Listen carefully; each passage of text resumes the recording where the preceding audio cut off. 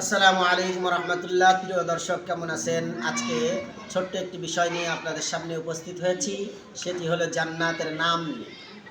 আমরা অনেকে জানি না জান্নাতের অনেকগুলো নাম আছে, সেগুলোর মধ্য থেকে সর্বাধিক পরিচিত নাম হলো জান্নাত।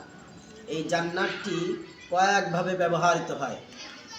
এক বচন হিসেবে ব্যবহার হয়, দ্বিবচন হিসেবে ব্যবহৃত হয়, বহুবচন হিসেবে ব্যবহৃত হয়।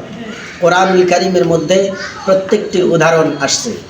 এক বচন হিসেবে ব্যবহৃত হয়েছে, যেমন আল্লাহ রাব্বুল আলামিন সূরা বাকারার 35 নং আয়াতে বলেন, সূরা বাকারার 35 নং আয়াতে আল্লাহ রাব্বুল আলামিন বলেন, ওয়াকুলনা ইয়া আদামু উসকুন আনতা ওয়া যাওজুকাল জান্নাহ।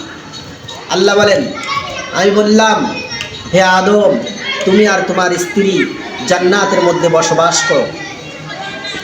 দ্বিবচন হিসাবে ব্যবহৃত হয়েছে কোরআনুল কারীমের মধ্যে সূরা রহমানের 46 নং আয়াতে আল্লাহ বলেন, ওয়ালিমান খাফা মাকামা রাব্বিহি জান্নাতান।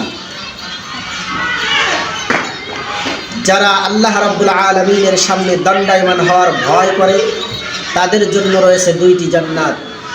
বহুবচন হিসেবে ব্যবহৃত হয়েছে সূরা বাকারার 25 নং আয়াতে আল্লাহ রাব্বুল আলামিন বলেন, আন্না লাহুম জান্নাতিন তাজরি মিন তাহতিহাল আনহার।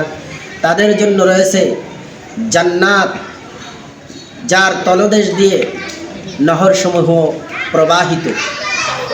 এই জান্নাতের অনেক নাম আছে, আজকে শুধু জান্নাত নিয়ে আলোচনা করলাম।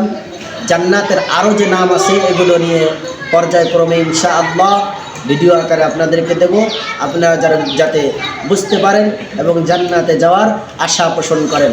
আসসালামু আলাইকুম ওয়া রাহমাতুল্লাহি ওয়া বারাকাতুহু।